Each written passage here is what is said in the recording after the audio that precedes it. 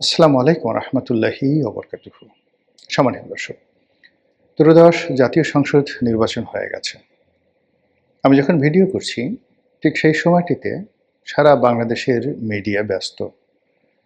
কে মন্ত্রী হবেন, কে স্পিকার হবেন, কে রাষ্ট্রপতি হবেন, আর প্রধানমন্ত্রী পদে তারেক রহমান সাহেবের যে মনোনয়ন এটা তো প্রায় নিশ্চিত। তারেক রহমান সাহেবকে বরণ করার জন্য সাংবাদিক, সাহিত্যিক, কবি, বুদ্ধিজীবী, রাজনীতিবিদ মানে তারা শেখ হাসিনার জামানাতে যেভাবে উৎফুল্লতা দেখাতেন তার চাইতে আরো বেশি উৎফুল্লতা নিয়ে বিএনপি অফিসগুলোতে ঘুরঘুর করছে। বিএনপির সংবাদ সম্মেলনে নতুন কিছু ফারজানা রূপা, নতুন কিছু মোজাম্মেল বাবু, অর্থাৎ পোষ্য যে সাংবাদিক ছিলেন, যাদের অবশ্য কোয়ালিটি ছিল, লেখাপড়া ছিল। মোজাম্মেল বাবু বুয়েটের ছাত্র ছিলেন, কিন্তু এই জমানাতে ঠিক মোজাম্মেল বাবু নম্বর 2, ফারজানা ভার্সন 2 যেভাবে বিএনপি অফিসগুলোতে ঘুরপাক খাচ্ছে, হুমড়ি খেয়ে পড়েছে, তাতে করে বিএনপিকে এবং তারেক রহমান সাহেবকে ডুবানোর জন্য জামাতেরও দরকার হবে না, আওয়ামী লীগেরও দরকার হবে না। এই সাংবাদিকরাই মোটামুটি মাশাল্লাহ কিল্লাফাতে করে দিতে পারবে।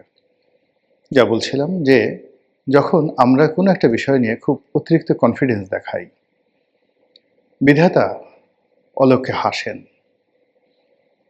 এবং এটা কখনো কখনো অতি ক্ষুদ্র বিষয় নিয়ে আল্লাহ রাব্বুল আলামিনের দরবারে যে কী সব কাণ্ড ঘটনা ঘটে যায়, সেটা আপনাকে জাস্ট একটা আমার নিজের ব্যক্তিগত জীবন এর একটা উদাহরণ দেই। প্রথমত আমি আমার নিজের জীবনে যা কিছু পেয়েছি, প্রাপ্তি কম নয়, একেবারে কম নয়। এটা এমনি এমনি এসে গেছে। আমি শুধু কাজ করে গেছি আর আমার প্রাপ্তিগুলো আমার পেছনে পেছনে এসেছে। কখনো ক্ষমতা, টাকা বা অন্য কোনো কিছুর জন্য কোনো কারো পেছনে ঘুরতে হয়নি, দালালি করতে হয়নি। এমনি এমনি এসে গেছে। শুধু মেহনত করে গেছি। আর কিছু কিছু বিষয় লোভ করেছি, পাওয়ার চেষ্টা করেছি। সেই জায়গাগুলো কখনই আমার জীবনে আসেনি, হয়নি। তো এটা মনে করেন যে ২০০১ সন পর্যন্ত আমার জীবনের এরকম অবস্থা চলছে। ২০০১ সন থেকে আমি বুঝে গেছি যে পার্সু করে, কোনো কিছুর পেছনে ছুটে, দালালি করে অন্তত সবার হলেও আমার কোনো কিছু হবে না। আমার যা কিছু প্রাপ্তি, সেটা অর্থবিত্ত, ক্ষমতা যা কিছু, এটা এমনি এমনি আমার পিছে পিছে চলে আসবে। আওয়ামী লীগের মনোনয়ন পেয়েছি, বিশ্বাস করেন আমাকে ডেকে নিয়ে মনোনয়ন দিয়েছে। বিএনপির মনোনয়ন পেয়েছি, ডেকে নিয়ে মনোনয়ন দিয়েছে। আওয়ামী লীগ থেকে সরে এসেছি, কেউ বের করে দেয়নি। আবার বিএনপির এইবারের মনোনয়ন চাওয়াতে দূরের কথা, বরং যারা বিএনপির হাইকমান্ড থেকে মনোনয়ন নিয়ে ইলেকশন করার জন্য প্রস্তাব করেছিল, কেন জানি আমার মন টানলো না। আমি না করে দিলাম যে আমি এর মধ্যে নেই।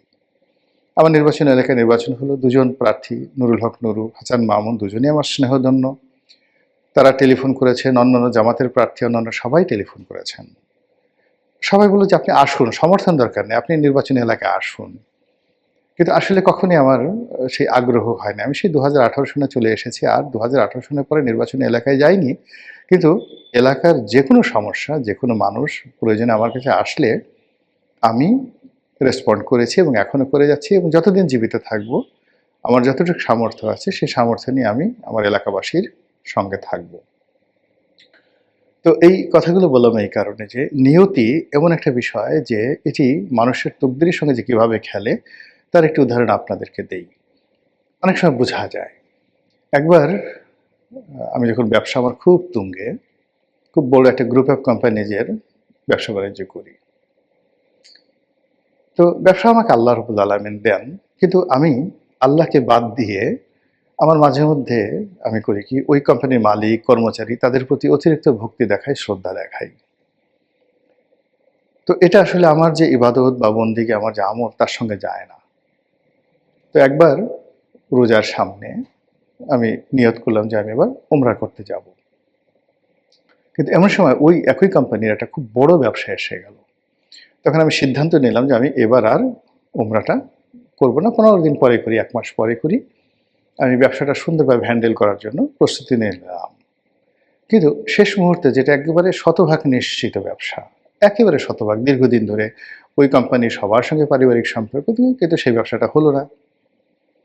আমি মেসেজ বুঝে গেলাম যে আল্লাহর পক্ষ থেকে মানে আমাকে একটা গ্রিন সিগন্যাল নয়, একটা রেড সিগন্যাল দেওয়া হলো যে you are in the bad way. তো যাই হোক, আমি সেই কোম্পানির অফিসে গেলাম এবং সিদ্ধান্ত নিলাম আমি উমরা করতে যাব। তো মালিকের সঙ্গে দেখা হলো, তিনি হাত ধরে বললেন যে রনি সাহেব, আমরা দুঃখিত, ব্যবসাটা আপনাকে দেওয়া উচিত ছিল, পাওয়া উচিত ছিল, গত 5-7 বছর যাবত আপনার সাথে করছি, কিন্তু কি করে যেন এই সিদ্ধান্তটা অন্যের পক্ষে চলে গেল। তাই বললাম যে ভাই, আপনার কোনো দোষ নেই, কোনো দোষ নেই, দোষ আমার। তো বললেন যে কেন কেন কেন? তাই বললাম যে দেখেন, আমি আসলে সারা জীবন সব কিছুর জন্য আল্লাহকে হাজির নাজির জেনেছি, রিজিকদাতা হিসেবে আল্লাহকে মান্য করেছি। এইবার প্রথম আল্লাহর পরিবর্তে আপনাকে একটু বেশি প্রিভিলেজ দিয়ে ফেলেছিলাম অন্তরে অন্তরে। ফলে আল্লাহ আমাকে একটা শিক্ষা দিয়েছে। তার ওখান থেকে সালাম করে, মানে সালাম দিয়ে আমি উমরা করতে চলে গেলাম। তো অবাক করার বিষয় হলো যে সেই মালিক, তখন আমি যে কথা বলছি, তিনি অনেক বড় ব্যবসায়ী ছিলেন। আমি তখন সবেমাত্র শুরু করেছি। কিন্তু পথ পরিক্রমায় আল্লাহ আমাকে এমন একটা জায়গাতে নিয়ে এসেছেন যে সেই মালিক তিনি মারা গেছেন। তার সন্তান সন্ততিরা ঠিক মনে করেন যে, ইস! আমরা যে একটু গোলাম মোল্লা রনি হতে পারতাম। তো এই হলো দুনিয়ার অবস্থা। তো সেক্ষেত্রে আল্লাহর একটা প্ল্যান থাকে। রাজনীতির একটা প্ল্যান আছে। এই ধরুন তারেক রহমান সাহেবকে নিয়ে আল্লাহর যে একটা প্ল্যান ছিল, এটা শেখ হাসিনা বুঝতে পারেননি। কিংবা ডক্টর মোহাম্মদ ইউনূসকে নিয়ে আল্লাহ রাব্বুল আলামিনের যে প্ল্যান ছিল, সেটা শেখ হাসিনা বুঝতে পারেননি। এমনকি শেখ হাসিনাকে নিয়ে আল্লাহর যে প্ল্যান, এটাও তিনি বুঝতে পারেননি। আরও অবাক করার ব্যাপার হলো, আগামীতে শেখ হাসিনাকে নিয়ে যে প্ল্যান, সেটাও আমরা বুঝতে পারছি না। এভাবে সমাজে অনেক কিছু মিরাকেল ঘটে। আর এই কথাগুলো বললাম মূলত জামাতকে নিয়ে। জামাত ক্ষমতায় যাওয়ার একেবারে উদগ্র বাসনা তারা পোষণ করেছিল। তারা সর্বশক্তি নিয়োগ করেছিল এবং এমন একটা ভাইব তৈরি করে ফেলেছিল, সেই ভাইবের কারণে তারা শুধু ক্ষমতায় আসবে না, তারা ক্ষমতায় আসলে বাংলাদেশে কি কি হবে, কোথায় কোথায় কোন পরিবর্তন হবে, এই বিষয়গুলো নিয়ে সমাজে রীতিমতো ভীতি ছড়িয়ে পড়েছিল। কিন্তু ব্যক্তিগতভাবে আমার কাছে কখনোই মনে হয়নি জামাত ক্ষমতায় যেতে পারবে, বিভিন্ন কারণে।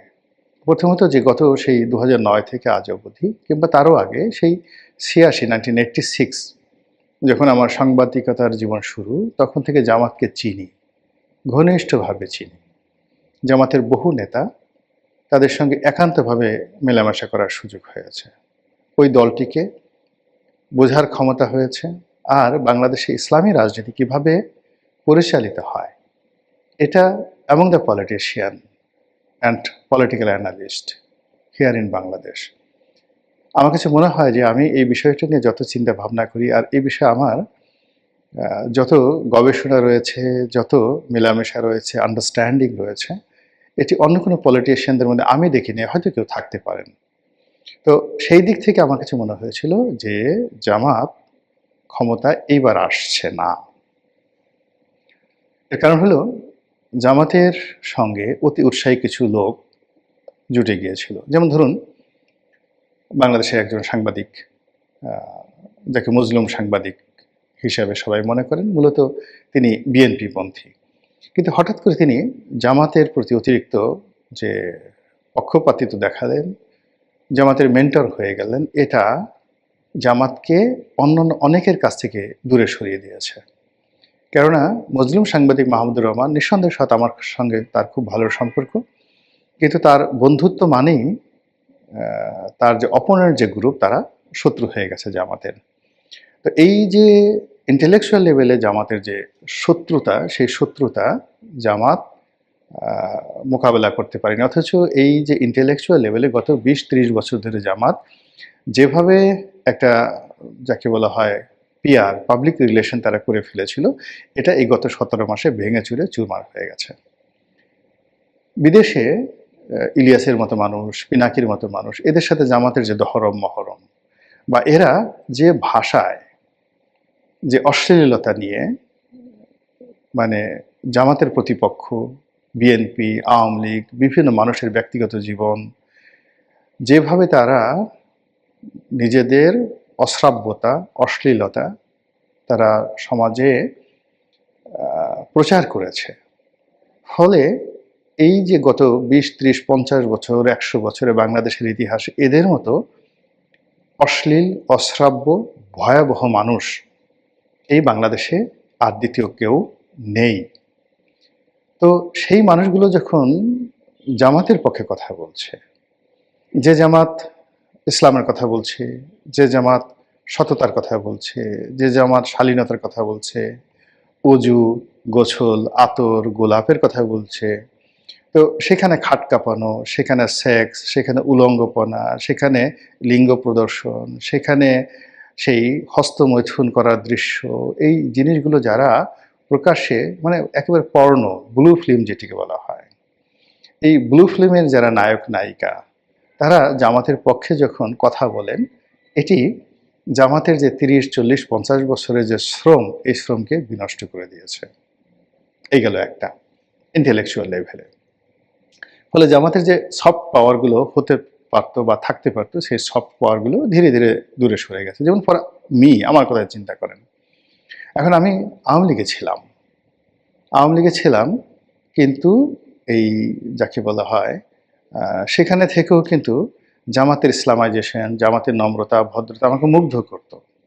জামাতের প্রতি যে মজলুম যে চালানো হতো, তাদের প্রতি অত্যাচার চালানো হতো, এটা আমাকে খুব ব্যথিত করতো। আমি তাদের প্রতি সিম্প্যাথাইজ ছিলাম, তাদেরকে নিয়ে বহু লিখেছি, বহু কথা বলেছি। ফলে জামাতের আজকের যে অবস্থান কিছুটা হলো আমার তো অংশগ্রহণ আছে, কিন্তু আমি কি করলাম, এই গত 17 মাসে যখন দেখলাম যে ইলিয়াসের মতো লোক জামাতকে সমর্থন করছে, পিনাকির মতো মানুষ জামাতকে সমর্থন করছে, তারা তাদের পীর হয়ে গেছে, সেখানে দেখলাম যে না, আমার আসলে এখানে মানায় না। একই অবস্থা বিএনপির ক্ষেত্র প্রযোজ্য। বিএনপির জন্য ফাইট করেছি, বহু ফাইট করেছি, আমার জীবনকে বাজি রেখেছি, ঝুঁকে নিয়েছি, কিন্তু সেই জুলাই আগস্ট বিপ্লবের পরে যখন বিএনপির লোককে দেখলাম তারা দৌড়ে চাঁদাবাজিতে চলে গেল, এবং তাদের অনেকের যারা আমার অফিসে আসতেন আমার সঙ্গে একটু কথা বলার জন্য, দেখা করার জন্য দিনের পর দিন অ্যাপয়েন্টমেন্ট নিয়ে আসতেন যে ভাই রনি ভাই একটু দেখা করবো, একটা টেলিফোন করে দেন, ওটা করে দেন, বড় বড় মানুষ, এখন তাদের হয়তো সবাই মন্ত্রী হবেন, আমি যাদের কথা বলছি। এই মানুষগুলো গত 17 মাসে দেখে হাতে গোনা 2-1 ছাড়া সবাইকে দেখে আমার খুব অচেনা মনে হলো। আমার সঙ্গে তাদের যে পরিচয় ছিল এ কথা বলতে আমার এখন ভয় লাগছে। এই সমস্ত ক্ষেত্রে কি হলো, আস্তে করে নিজের মান সম্মান নিয়ে এদের থেকে আলাদা হয়ে গেলাম, যেভাবে জামাত থেকে আলাদা হয়ে গেছি। আপনার কি মনে হয়, এই আমি বা আমার মতো এরকম যদি শত শত মানুষ, হাজার হাজার মানুষ যারা মানুষের মন এবং মস্তিষ্কের উপর প্রভাব রাখতে পারে, প্রচার করতে পারে, একটা ন্যারেটিভ তৈরি করতে পারে, কখনো পক্ষে বা বিপক্ষে, এই মানুষগুলো গত 17 মাসে জামাত থেকে সরে পড়েছে। তো সরে পড়ার পরেও তারা ডাকসু নির্বাচন বা এই নির্বাচনে ভীষণ রকম যাকে বলা হয় তারা যে সফলতা দেখিয়েছে, ভোটের মাঠে তারা যেভাবে সাহস নিয়ে দাঁড়িয়েছে, এটি রীতিমতো আমার কাছে বিস্ময়কর। আমার ধারণা ছিল তারা ভালো করবে, কিন্তু এতটা ভালো করবে, 70টা সিট পাবে, আমি আসলে জামাতকে কখনো 30-35টার বেশি সিট দিতে আমার মুখ দিয়ে কথাই ধরনের কথা বের হতো না, কিন্তু তারা সেখানে এতগুলো সিট পেয়ে গেছে। এই সিট পাওয়ার সঙ্গে সঙ্গে ইসলামী রাজনীতিতে রীতিমতো বাংলাদেশে যে চ্যালেঞ্জ তৈরি হয়েছে, মানে বিএনপির জন্য চ্যালেঞ্জ তৈরি হয়েছে আওয়ামী লীগের জন্য, সেই ক্ষেত্রে যে স্পেসটা তৈরি হয়ে গেছে ইসলামী রাজনীতির জন্য, আপনি দেখবেন এই চরমোনাই থেকে শুরু করানো সবাই, তাদেরকে ইচ্ছাই হোক অনিচ্ছাই হোক জামাতের নেতৃত্বে আসতেই হবে।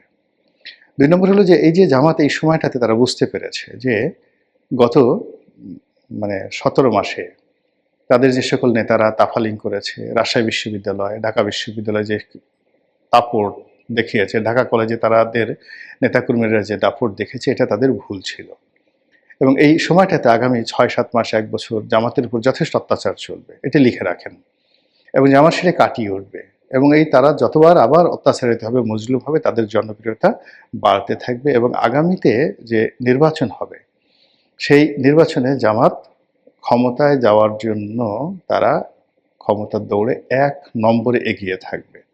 এতে কোনো সন্দেহ নাই। এবং আগে বিএনপির সাথে জামাত জোট করত বা আওয়ামী লীগের সঙ্গে তারা জোট করেছে ইতিপূর্বে বা জাতীয় পার্টির দাবিদারি করেছে। দ্য ডেজ ইজ কামিং যখন দেখবেন যে জামাত প্রাইম ফ্যাক্টর থাকবে, তাদের সঙ্গে বিএনপি অথবা আওয়ামী লীগ তারা জোট করবে। এখন যেভাবে জামাতের সঙ্গে এনসিপি জোট করেছে। কথাগুলো বললাম, লিখে রাখেন, ডেট। বাঁচি বা মরি, আমার কাছে মনে হচ্ছে আল্লাহ রাব্বুল আলামিন হয়তো বাঙালি জাতিকে নিয়ে একটা নিদারুণ খেলা খেলছেন। আল্লাহ আমাদের সবাইকে হেদায়েত দান করুন এবং হেফাজত করুন। আসসালামু আলাইকুম ওয়া রাহমাতুল্লাহি ওয়া বারাকাতুহু।